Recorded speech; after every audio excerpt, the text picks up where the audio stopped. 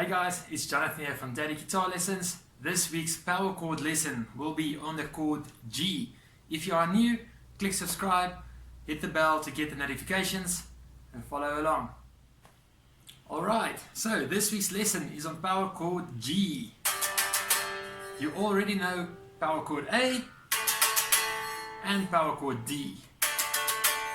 Now you're going to learn power chord G. So you can see this, the finger pattern stays the same.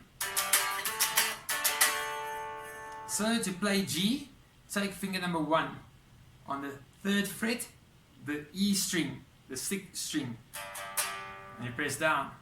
Finger number 3 on the 5th string, the A string, on the 5th fret, press down. Once again, take finger number 4, place it right underneath finger number 3, also on the 5th fret, the 4th string, the D string, and it sounds something like this. Once again, go slowly.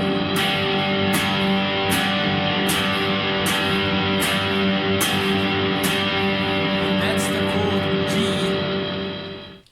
So now you know 3 power chords. You know G, you know A, and of course you guys know power chord D. So keep on practicing these 3, moving around between them.